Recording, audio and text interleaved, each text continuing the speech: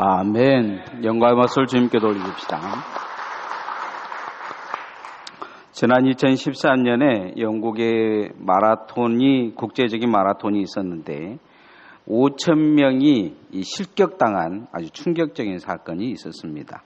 영국 BBC 방송이나 외신에서 5,000명이 왜 탈락을 했는지 이렇게 조사를 했는데 이 사람들이 264m를 더 달린 것입니다. 중간에 1등 했던 사람이 지나가고 이제 2등 했던 사람이 길을 조금 잘못 들어가지고 264m를 더 달렸는데 2등을 따라갔던 사람들 5,000명이 이 마라톤 대회에서 완주하지 않는 걸로 결론이 났습니다. 그래서 실격 처리된 것입니다. 많은 사람들이 2등이라고 생각하고 잘 따라갔지만 결국 낭패를 본 것입니다.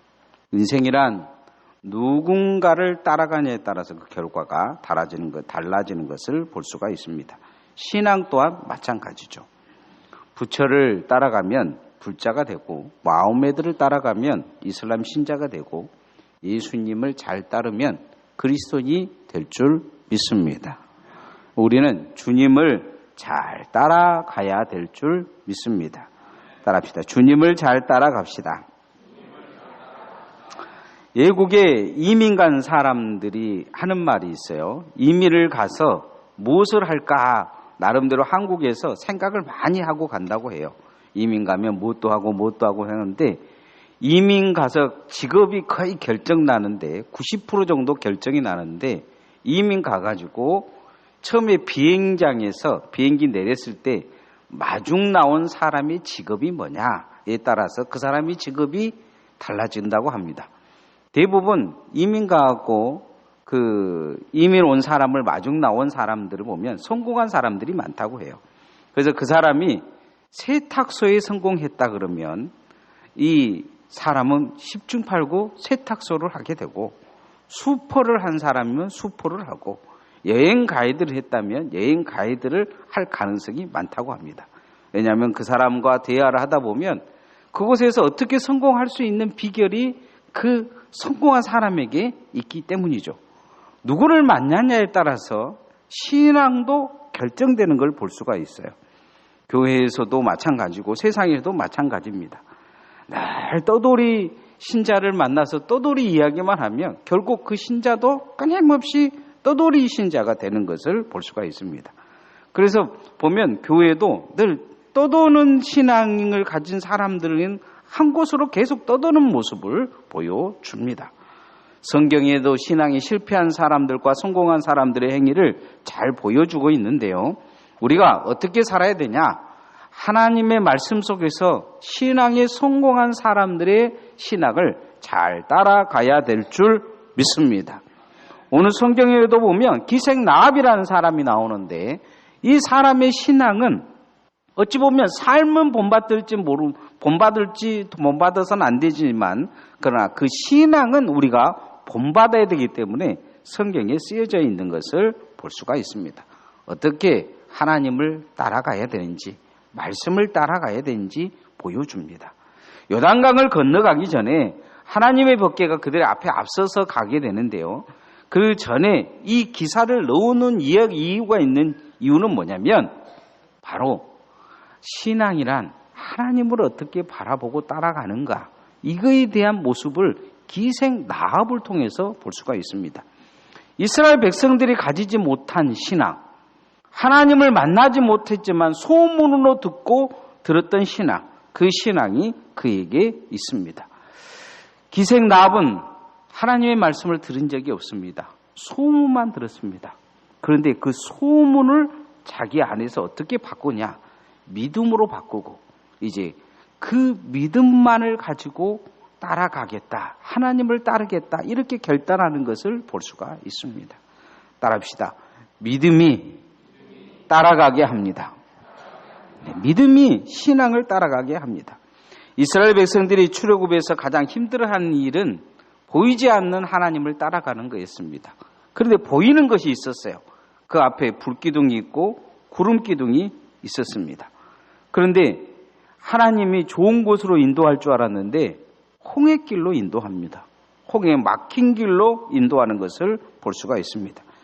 이스라엘 백성들은 그날 밤 모세와 하나님을 원망합니다. 애굽에 무덤이 없어서 우리를 여기 죽이려고 여기까지 끌고 왔느냐, 이렇게 이야기하는 것을 보게 됩니다. 모세는 하나님께 기도해서 응답을 받아요. 모세가 지팡이를 가리키자 홍해가 밤새 갈라져서 동풍이 불어서 갈라놓는 걸 보게 됩니다. 이스라엘 백성들은 건너게 되고 뒤따라 죽이려고 했던 애굽 사람들은 다시 홍해가 이 물이 흐름을 바다가 뒤덮음을 통해서 애국 군대는 다 수장되어 버리는 것을 우리는 출애굽기를 통해서 볼 수가 있습니다. 그런데 이스라엘 백성들이 이 홍해를 건너면서 이제 하나님만 따라가면 되겠다, 그렇게 생각했겠습니까? 아닙니다. 그들은 하나님을 따라갈 마음이 없었습니다. 무엇 때문에 따라온지를 전혀 모른 거예요. 저 어떻게 신앙생활을 해야 되는지도 모릅니다.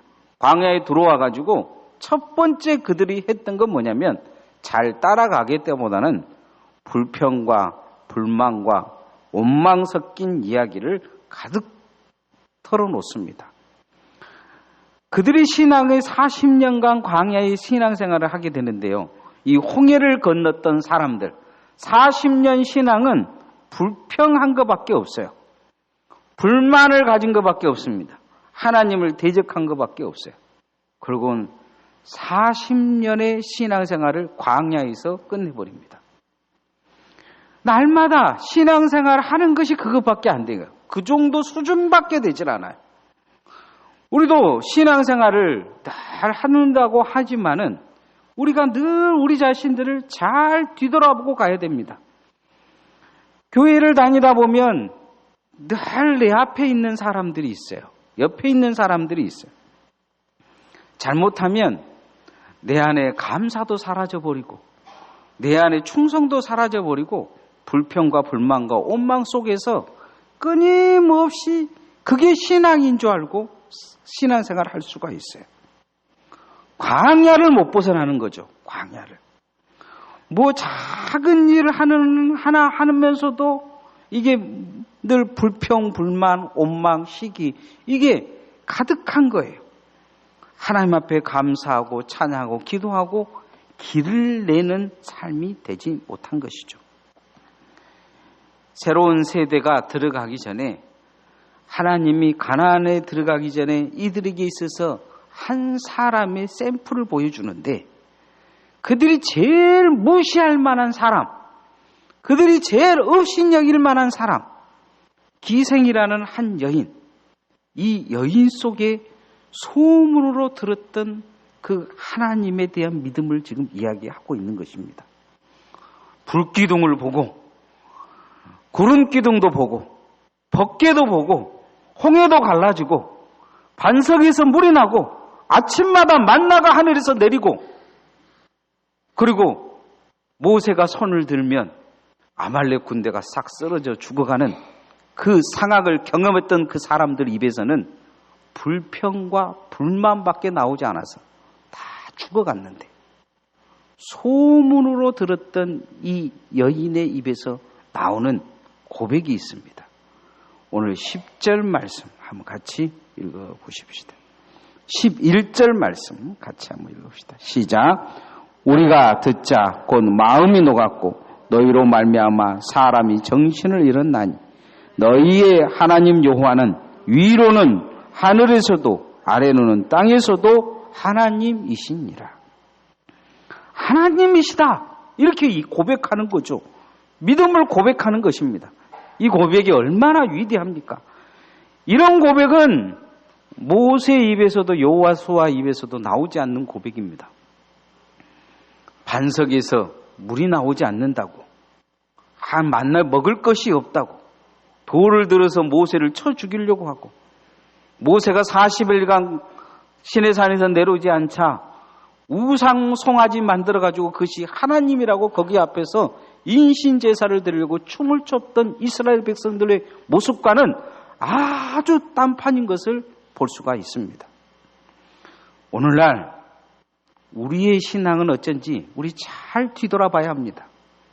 신앙생활 하면서 교회는 오랫동안 다녔다고 하고 성경책 펴면 어느 정도 목사가 무슨 설교를 할지 다 알아맞히고 우리가 신앙생활 끊임없이 이야기하고 교회는 이렇게 된다 저렇게 된다 이야기하면서 정말 내 안에는 이런 하나님 계시는지 나는 이 믿음 가지고 살고 있는지 뒤돌아봐야 합니다.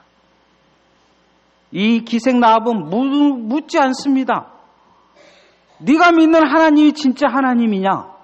그 광야에서 일어났던 일들이 진짜냐? 반석에서 물이 난 게 진짜냐? 고기가 갈라진 것이 진짜냐? 그렇게 묻지 않습니다. 그는 소문으로 들었지만 그러나 너희의 하나님은 정말 하늘에서도 하나님이시오 땅에서도 하나님이시오 너와 같은 신이 없다는 고백을 지금 하고 있는 것입니다. 이 땅에서 우리가 가져야 될 신앙은 바로 이런 하나님을 따라가는 신앙인 줄 믿습니다. 늘 우리는 우리 자신을 높게 생각해서는 안 됩니다.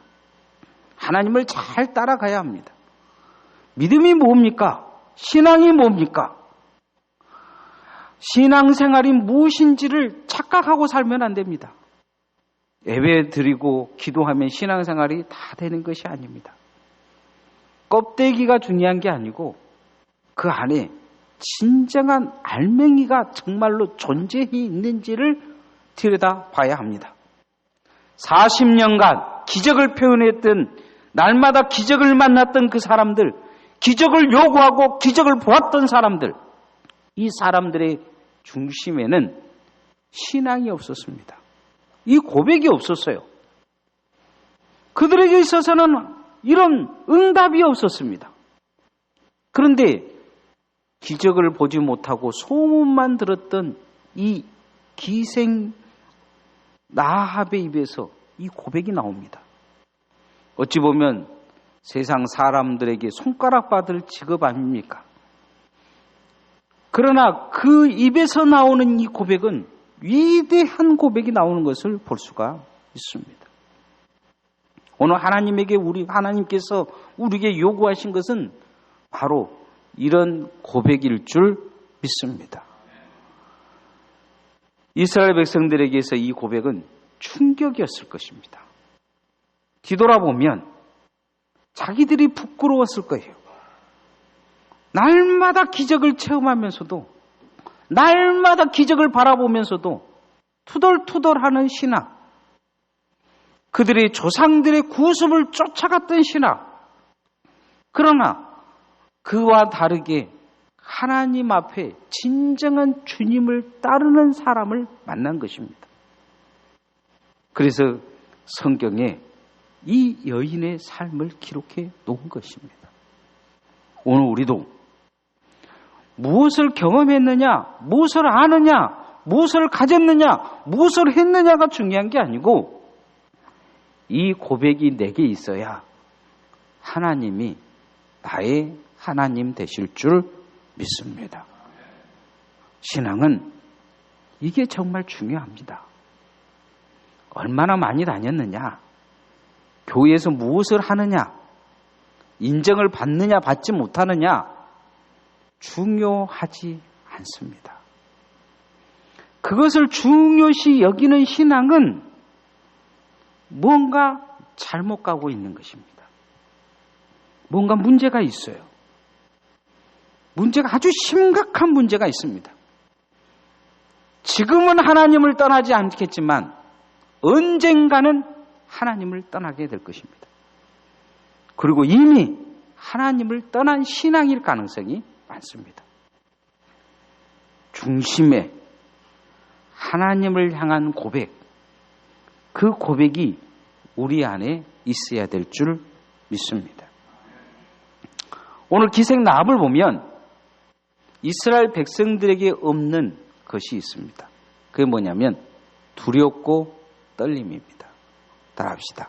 두렵고 떨림으로 하나님을 따라갑시다. 2012년 런던 올림픽이 한창일 때 우리나라 어떤 기업이 이 우리 사이 거리편이라는 광고 문구를 만들었습니다. 그러면서 그런 내용이에요. 사장님과의 이 사원과의 거리는 42.195km. 그렇게 떨어져 있다는 거예요. 이 심리적인 거리인 거죠. 친구와의 거리는 한 110m. 팀원과의 거리는 1000m. 아빠와의 거리는 한 400m. 이건 맞는 것 같아요. 우리 아들들과 한 심리적인 거리가 한 400m 된 것 같습니다. 대화가 안 돼요. 응원하는 사이는 한 0m. 그러면서 응원하는 것이 가깝다. 그러면서 이 런던 올림픽에 한창일 때 이 심리적인 거리를 이야기를 했습니다. 성경은 하나님과 우리 관계의 심리적인 거리를 이야기한 부분이 있어요. 그건 뭐냐면 이 법궤가 요단강을 건너고 들어갈 때 하나님이 거리를 두라 그럽니다. 한 몇 미터 거리 두라면 한 90m 거리를 두라고요. 가까이도 가지 말고 또 멀리 떨어지지도 말라는 거예요. 거리를 두라고 이야기를 하고 있습니다.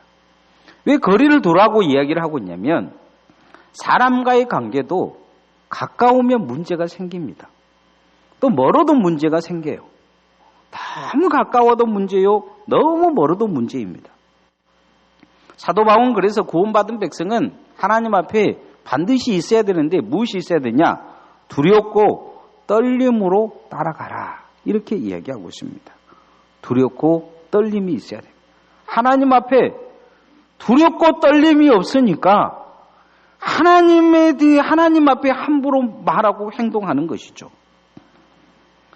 여러분, 오늘도 이제 이렇게 우리가 예배를 드리고 있는데 예배 시간에 여러분 만약에 예배 드리고 나서 예배 똑바로 안 드린 사람은 김정은이처럼 데려다가 총살시켜 버린다면 여러분 우리 교회 몇 사람이나 죽을 것 같습니까? 김정은이 이렇게 그 앞에서 말하는데 그 최고의 참모총장이 졸았어요. 졸고 있는데 뒤에서 이렇게 감시하는 그 우리로 보면 안기부장 같은 사람이 이렇게 째려보고 있더라고요. 그리고 그게 이제 이렇게 뉴스에 나온 거죠.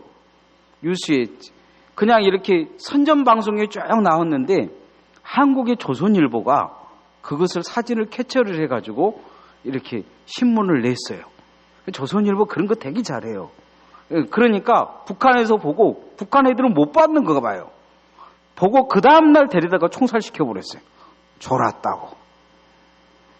그 다음날부터 이제 김정은이가 말 몇 마디 하면 전부 다 펜대 들고 어쩌겠어요. 제 생각에는 졸음이 오면 그 펜대를 가지고 허벅지를 꽉 찌를 것 같아요. 안 주려고. 두렵고 떨림이 있는 거죠. 왜냐하면 죽으니까. 우리 하나님은 그렇게 총살시키는 하나님은 아닙니다. 그러나 중요한 것은 하나님이 간격을 두라는 이유가 어디에 있냐면 함부로 하나님 앞에 가까이 나아가지도 말고 하나님이 하나님 되기 섬기기 위해서는 두렵고 떨림이 있어야 되기 때문입니다. 근데 이스라엘 백성들에게는 이 두려움이 없었습니다. 떨림이 없었어요. 겁없이 돌을 들어서 모세를 치려고 합니다.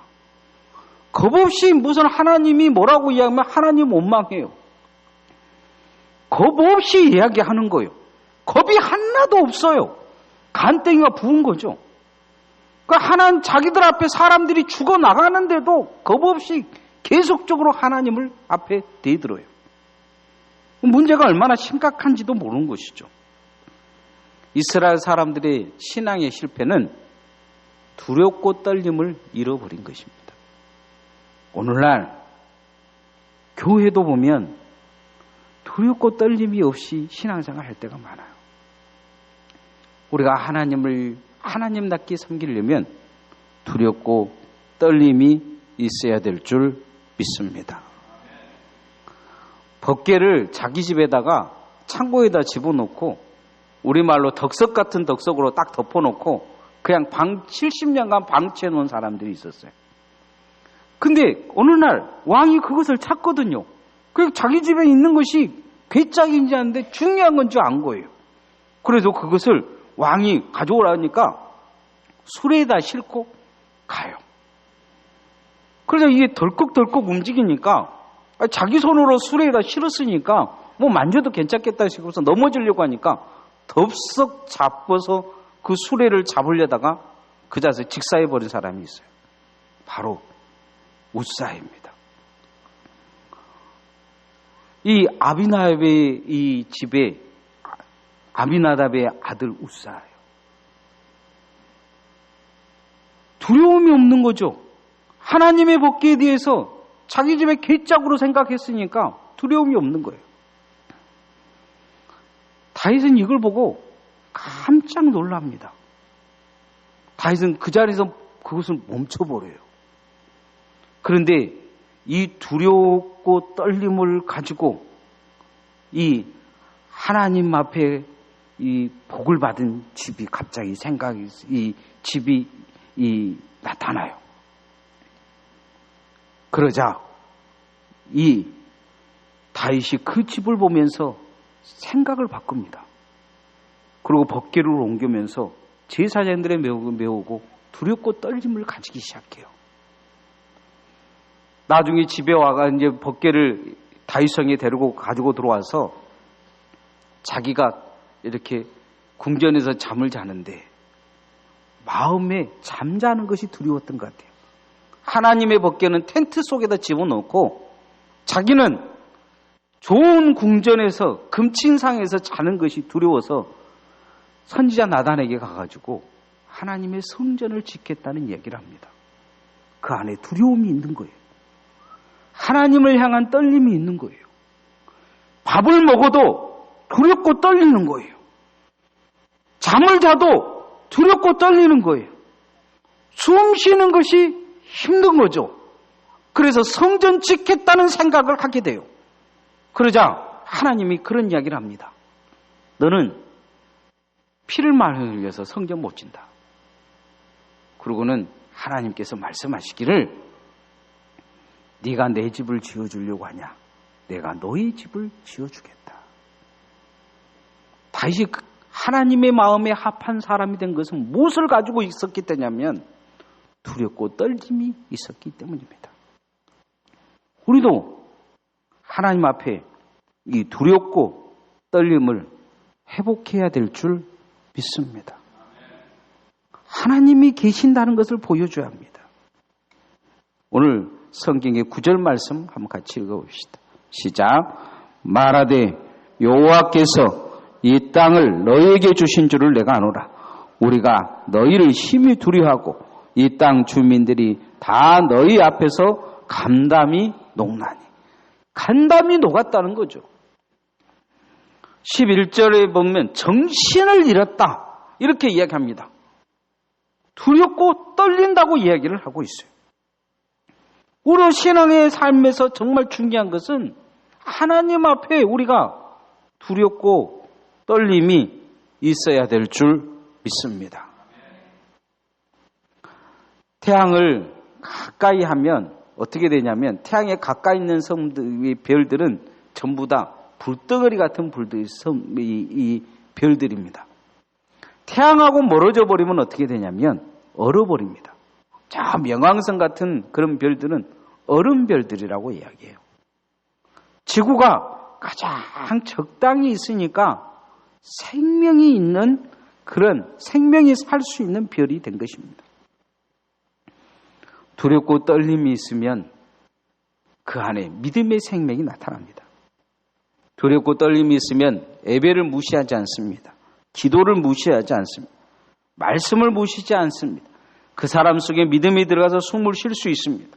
믿음의 뿌리를 내릴 수 있습니다. 기도의 열매를 맺을 수 있습니다. 어르신 목사님들이 저한테 그런 이야기를 가끔은 해요. 제가 은퇴하신 목사님들 가끔 찾아가는 분들이 있는데 그분들이 하는 말씀이 목회자와 교인들의 간격은 분명히 좀 있어야 된다 이야기하시면서 목회자와 함부로 이야기하는 사람이 있다면 거리를 둬라 그래요. 거리를. 이야기도 하지 마라. 그 사람이 신앙이 다친다. 그렇게 이야기합니다. 너무 멀리 있는 사람들은 자주 신방하라 그래요. 너무 멀리 있어도 문제다. 근데 하나님 목회자와 성도의 관계도 그러는데 하나님과의 관계는 어쩌겠습니까? 우리가 하나님과 가까이 하는 건 좋습니다. 늘 하나님과 가까이 해야 되는데 어떻게 가까이 해야 되냐? 두렵고 떨림으로 주님 앞에 가까이 나아가시기를 소원합니다. 교회 생활을 오래 하다 보면 교회에 대해서 두려움이 사라져버려요. 예배당에 늘 살다 보면 예배당에 대한 두려움이 사라져버려요.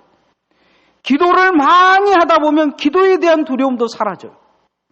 찬양을 많이 하다 보면 찬양하는 사람들이 찬양하는 두려움이 사라져버려요. 하나님의 일을 하는 데는, 하나님의 이름이 들어가는 데는 두렵고 떨림으로 하나님을 만나야 되는 공간입니다. 반드시 이것이 존재해야 됩니다.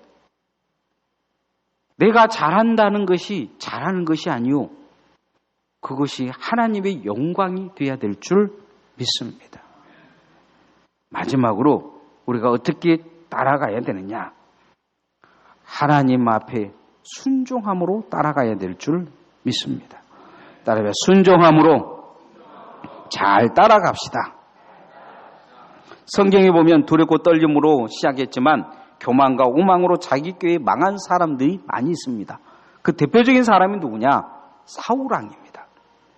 사울왕은 처음에 청년 때 하나님에게 부름을 받았을 때 얼마나 겸손했는지 몰라요. 그래서 사무엘이 택해서 불러니까 수레 뒤에서 숨어 있었어요. 사람들 앞에 나서기를 두려워했어요. 그 안에는 두렵고 떨림이 있었습니다. 사무엘이 무슨 말을 하면 그 말에 순종을 했어요. 어느 정도까지 순종의 그런 사람이었냐면 하나님이 그 순종을 귀하게 여기셨는데 아버지가 소를 잃었다고 찾아오라 하니까 그 소를 찾을 때까지 집에 들어가지 않고 헤매는 순종이 그에게 있었어요. 하나님은 그것을 보고 그를 왕으로 세우십니다. 그런데 왕이 되고 나서부터 달라져요. 그런 하나님 앞에 두렵고 떨림이 없는 존재가 되어버립니다. 하나님은 안중에도 없어요. 자기 욕심을 채우려고 해요. 자기 사람들을 모으려고 예를 씁니다. 선지자가 사무엘이 몇 번 경고를 하는데 사무엘과 거리를 둬요. 듣기 싫다는 거죠. 사무엘에게 하나님에게 하나님의 말씀을 전해요. 순종이 제사보다 낫다. 수양의 기름보다 하나님의 말씀을 듣는 것이 낫다. 이렇게 경고를 하는데도 그는 회개하지 않습니다. 하나님이 그를 대신해서 다윗을 세우려는 목적을 알고 죽을 때까지 다윗을 죽이려고 쫓아다닙니다. 무엇이 문제인지를 잃어버리는데 어디에서 그가 길을 잘못 떠났느냐? 첫 두렵고 떨림을 잃어버린 것입니다. 경거만동한 거죠. 왕이 되기 전과 왕이 되는 후의 차이가 분명하게 나타나는데 하나님 앞에 두려워하지 않는 거예요. 하나님 앞에 떨지 않는 것입니다. 오만과 교만이 가득한 사람으로 바뀌어버린 거예요. 말 한마디 한마디가 어디 갖다 쓸 데가 없는 사람이 되어버린 거예요. 그 사람은 말을 차라리 안 하는 것이 나을 정도로 사울왕의 문제가 심각해져요. 우리의 신앙도 끊임없이 우리 자신을 뒤돌아봐야 하는데 하나님이 우리를 부르신 것은 순종할 줄 알고 부르신 줄 믿습니다. 하나님이 우리를 부르신 것은 순종의 사람으로 부르신 것입니다. 예수님 잘 따라올 줄 알고 부르신 거예요. 직분을 준 것도 순종할 줄 알고 준 것입니다. 그래서 여러분, 주님의 직분을 하나님 앞에 순종으로 잘 감당하시기를 소원합니다. 뒤돌아 봐야 합니다. 내가 하나님 앞에 첫 부름받은 자세가 아직도 내게 있는지, 하나님을 향한 두려움이 내 안에 아직 존재하고 있는지 잘 뒤돌아봐야 합니다. 잘 가고 있는지, 잘 순종하고 있는지, 아니면 사울왕처럼 세상 방법, 세상 것들 가지고 두렵고 떨림이 없이 오만밖에 없고 교만밖에 없고 깨부리는 삶밖에 없지 않는지 뒤돌아봐야 합니다. 오늘 이 기생나합은 자기 가족들을 살리기 위해서 하나님 앞에 우리를 건져내라, 우리가 순종하겠다, 이 결단을 하는 걸 보게 됩니다. 13절 말씀 한번 같이 읽어봅시다. 시작. 그리고 나의 부모와 나의 남녀 형제와 그들에게 속한 모든 사람을 살려주어 우리 목숨을 죽음에서 건져내라. 이 말에는 나의 결단이 들어있는 것입니다. 요구한 것 같지만 이미 내가 하나님에게 순종하겠다, 내가 이스라엘 백성들이 시키는 대로 순종하겠다, 순종의 결단이 들어있는 것입니다. 하나님 앞에 우리가 기름 부음 받았을 때 그 기름 부음을 우리가 인정할 때는 결단이 있는 것입니다.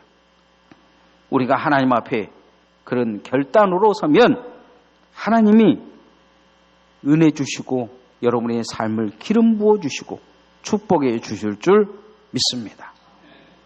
이제 말씀의 결론을 맺으면, 기생나합을 보면 우리는 성경의 삶에서 아무것도 아닌 것처럼 지나가지만 어찌 보면 교회 안에서도 신앙도 없고 이제 교회에 처음 나온 것 같고 그런 모습으로 이렇게 볼 수 있는 그런 사람입니다. 얼마 전 저도 안수받은 안수받은 지 얼마 되지 않는 이 목회자를 이렇게 보면서 참 부끄러웠다는 생각을 들은 적이 있습니다. 어느 날 그 친구 앞에서 이렇게 있는데 제가 이제 그래도 이제 목사 경력이 좀 있다고 거드름 피우는 나를 발견한 거예요. 그러면서 목회는 이렇게 해야 되고 저렇게 해야 되고 가르치는 나를 발견한 겁니다. 교회는 어쩌고 저쩌고 막 그렇게 한참을 잘 가르치고 있는데, 같이 밥을 먹는데 이제 그 목사님이 나를 이렇게 섬기는 그 모습을 보고 갑자기 내 마음속에서 그 생각이 들었어요. 배워야 되겠구나. 내가 가르친다는 이것이 정말 하나님을 잘 섬기라고 가르치는 건가? 문득 그런 마음이 들면서 너무 부끄러운 생각이 들었어요. 이스라엘 백성들이 아마 기생나합을 만나고 나서 가졌던 생각이 그런 부끄러움일 것입니다. 저는 교회에 새가족들이 와서 뭔가 열심히 섬기는 모습을 보면 부끄럽습니다. 있다고 하는 신앙이 아닌 하나님을 정말로 잘 따라가고 두렵고 떨림이 있으며 하나님 앞에 순종할 수 있는 신앙이 진정한 신앙입니다. 우리가 주님을 그렇게 잘 뒤따라갈 수 있기를 소원합니다. 찬양하십시다.